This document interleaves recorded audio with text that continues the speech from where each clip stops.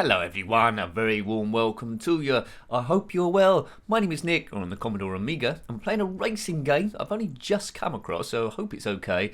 It's called Fast Lane, ! The Spice Engineering Challenge. It's been published by Artronic Products in 1990, or Artronic to pronounce it correctly. Excellent. Now, it's a race over 9 tracks if you do the championship there. Involves qualifying and then the actual race. So let's see how we go. It's very Egyptian, this music. Practice the circuit, start the championship.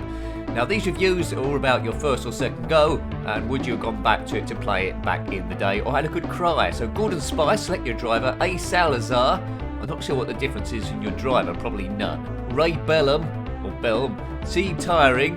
They've all got the same race helmet on, they've got a slightly different face.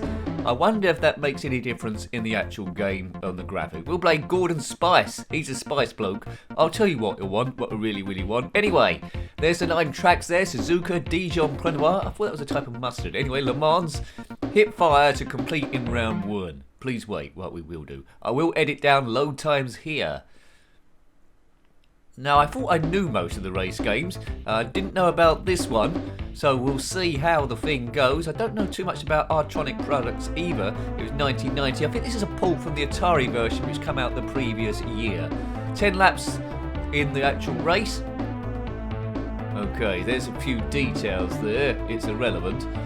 La la la la la la. I do like this Egyptian music. I think this is in Lotus 2 as well, by Gremlin Graphics. So let's see the other things available. It's the 9th of April in this championship, so not April the 1st. Fast Lane, the Spice Engineering Challenge. You can set up the cars in all sort of like different ways, but from screenshots I've seen it looks a bit more arcadey than simulation, so it might be like a split personality between the two sort of like things. Anyway, let's qualify. You can go round and round and round the track, is normally qualified, and press escape when you're happy with your lap time and then see how you go. So look, there's all this elaborate stuff about setting up the car. You can set it on automatic gears if you want to, so it's probably a good idea that I do that. Yeah, anyway, all this stuff's sort of like beyond me. It's really one for petrol heads, I suppose. You can put down your fuel if you want. The car will go a bit quicker there. Right, oh dear, I didn't put it on automatic gears, did I?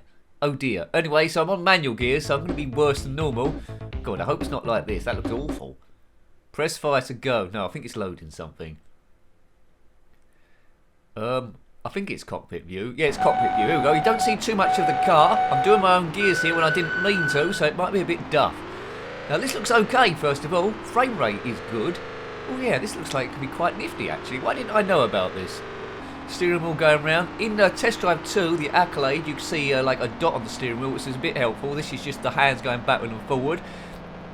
I quite like this, first of all. Oops, there's occasional ripping up of the graphics on the screen there. This is being emulated, so maybe that is why. Interesting engine sounds. I have to keep my wits about me here. I think there might be some tight bends. There's no map for me to have a look at. Why didn't I know about this? This is great so far. Right, hang on. The car's sliding down a little bit, but not as much as Toyota Celica Rally. Good colours. Whoa. It's the speed of the thing that's impressing me at the moment. I do like a good cockpit view racer. Frame rate is much better than Test Drive 2 and Grand Prix Circuit.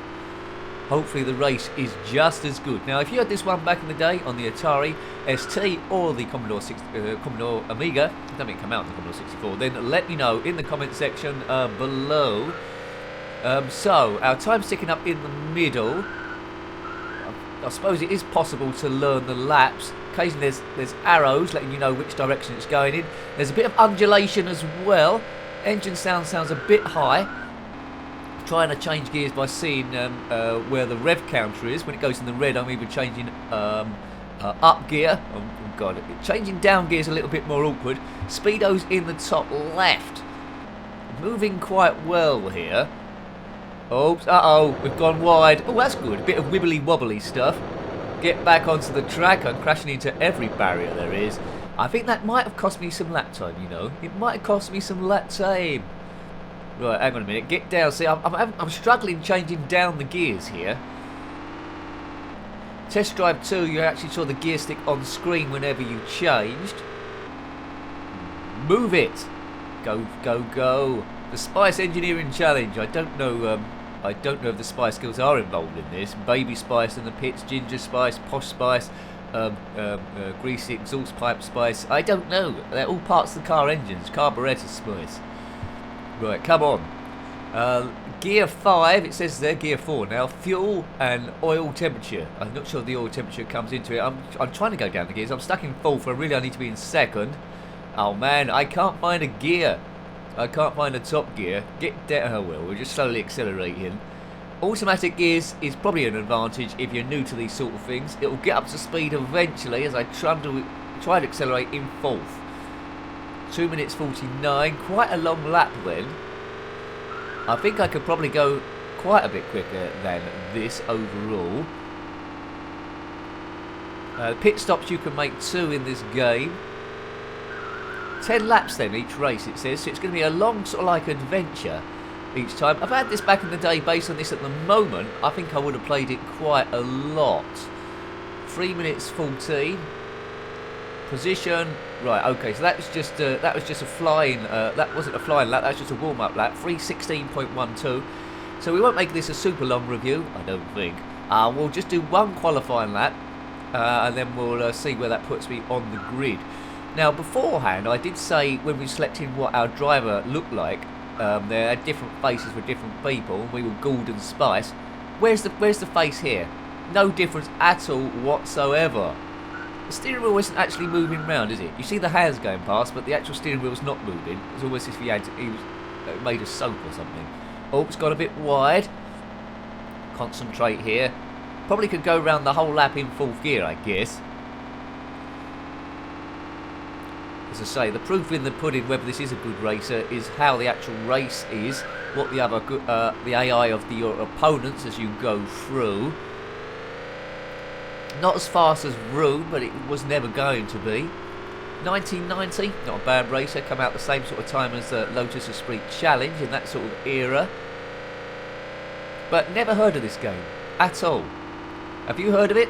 Let me know in the comment section below as I try and go around here. Racing games tend to be my favourite games. Reviews of those last a little bit longer, especially when there's a little bit of qualifying in and a bit of racing. I'm trying to hug the apex, but car's sliding a little bit. Yeah, it's a bit of a split personality, this game, because there's so many things you can do to set up the car, spoilers, engines, gears and all those sort of things, but in the end of the day it's not accurate enough to be a simulation. It does feel like more arcadey, so I think those bits are just extra bells and whistles giving you something to do, which aren't going to make a huge difference to your enjoyment of the game. Does pretty much feel like I'm in the cockpit of a car. Viewing distance is just about right. I can't see too much up ahead of me. Undulation sometimes makes it a little bit tricky. The obstacles either side of the track are quite sparse, but that's okay. That's what I would expect on the Commodore Amiga. It's moving okay. Don't get me wrong, compared to modern day games, the frame rate is awful, but for this sort of era, it's pretty nifty when you look at cockpit view racing games. Just to give you a bit of an idea, Test Drive 2 by Accolade came out in 1989. Frame rate wasn't as good as this, but I did love it because I've got a lot of nostalgia for it. And Grand Prix Circuit was a couple of years before, also by Accolade in 1987. They were developed by Distinctive Software, of course, which were a well-renowned outfit. I would like the option to select maybe more than one car on this. Had a few different cockpits, so it would have rivaled Test Drive 2 a bit more. That would have been nice to see. I'm not quite sure what car we're driving, but you might recognise it there. So, are we almost round the lap? I haven't gone off the track this time. The 252, where does that put me? If we hit escape, there we go. 252.12, that puts me in 8th place. That's alright, I suppose. I think there's about 13 cars. Please wait. I will do a little bit. I'll wait. Good. So 8th place isn't too bad. If I kept going around lots of different laps, I think I might have gradually got pole. Artronic. Do. First race is in Suzuka in Japan. Oh, look at that. Roland Ratzenberger. Is that the same guy? Cool. He tragically died on that San Marino weekend, like Ayrton Senna there. Oh, dear me. There we go. I don't know if the other drivers are real life drivers. Possibly. V. Chopin. Was it Chopin? Chopin. You know, he's not the composer.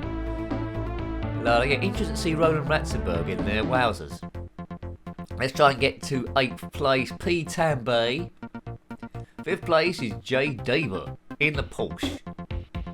He did a time of 2:34.48 in qualifying there. Just ahead of G. Fouche, also in a Porsche, 2:37.18. So the grid is pretty much spread over what is quite a long lap. 7th place, John J. Nurman in the Tiga, 2:42.54, a few seconds off.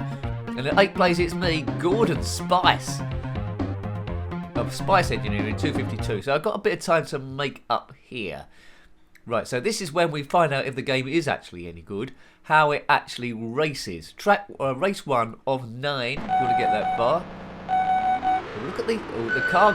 Oh, no. Look at the cars in front of me. They look awful. How wide are they? Oh, these look like insect. Right, initially they look bad. They're quite wide, although I got past him okay. What's the collision detection like? Past another one, up into 7th place. Qualified 8th, I've overtaken 2 people and I'm in 7th place. One must overtake. Yeah, I think we need a bit of patience getting past these boys. He drifts to the left. So overtaking isn't too bad, but the other cars look awful. They all look the same as well. Oh, collision. I lost so much speed there. That's a bit unrealistic. I shouldn't have lost that much speed. Down the gears, Nick, which I'm having trouble getting down. And that's put me back into 9th place. Someone comes around the outside and overtaking there. Right, so the gaming engine of the driving isn't too bad for the era. The graphics on the opponent cars are awful, which is a damn shame. And they look like they're too wide. If you get 2 next to each other, overtaking is going to be almost impossible. Yeah, this is really a big shame because it's really dragging the game down now. The racing is, well, rubbish. Okay, let's just specific. It's only lap 1 of 10. Maybe when the other cars are spread out, it won't be so bad. I look at a budget racer by Team 17 called F17 Challenge. That wasn't Cockpit View, of course. That was the Chase View, but they had the overtaking just about right on that. The distance, the car's almost the half the width of the track. Yeah, on that one they got the balance right between the racing and stuff. Here, not enjoying the challenge. Anyway, 7th place. Let's see if we can get up to there. As a kid, I might have tolerated it back in 1990. I think I was in my last year of senior school then. I would have much preferred the qualifying to this. That's got, right, up to 6th, okay. But like all these things as a kid, we tend to be quite fickle. If we start winning straight away, then obviously we enjoy it a little bit more. Yeah, that needs to be improved massively. What's that, stall? How can I stall the car? I'm halfway around the corner. Well, how do I get this going then? I'm pressing everything. I've pretty much parked it. Oh, what a rubbish feature this is. Right, fire button, up, down. Start the engine. Useless. This game's the racing has ruined it for me. Right, I've got it going again at last. Right up the back there. How can you stall it halfway around a corner? Yeah. Anyway, maybe you need to put a bit of time in this game. Give it a bit of love to gradually get through. Right, into 3rd gear, 4th gear, up through the gears. Try and get it around there. Now, the traffic don't seem to be going super fast, right? So maybe I just need to be a bit more patient. Pits in 1 mile. Oh, how did I get? I can't get through there. Those two. I just had to hang back, I guess. And they go off again. I've got a funny feeling that stall bit's going to come up again. So at the moment, then, great game initially, ruined by the way they've set up the race with the other cars. Pit stops could be interesting in this one. Bit of rumble strip all the way round, which is common with a lot of these arcade type racer games. Be interested to see if the time of day changes. I don't think there's any weather conditions on this, but we're fighting our way from the back of the pack. 13 other opponents, well 12 other opponents including me. I'm only ahead of one of them. Approaching the pits, we could go in there or we could ignore it. Go round another lap. Okay, that's dipped in. So they're quite wide, but there's a small bit either side where it seems like you can drive maybe slightly through them, which helps when it's this sort of like wide. Need a bit of practice there to get the best out of it, but the opponents are driving around pretty slow, it has to be said. They're like moving obstacles. Won't go in the pit lane. I mean, what speed's he doing? This is on the main straight. And why is it? He's probably doing about 40 miles an hour. Perhaps he's going into the pits, is he? Maybe. Right, we won't pit this lap, because that was a disastrous first lap. 9 laps to go. We won't do all 9 laps, folks. We'll do this lap, then we'll go into the pits and maybe do another lap. We'll see how we go. So let's just be a bit more patient this time. Slow down. Might still be able to work our way to the front with a bit of patience as we go round, because I think we are a lot quicker than everyone else here, despite those qualifying times. Right, so we're in Suzuka.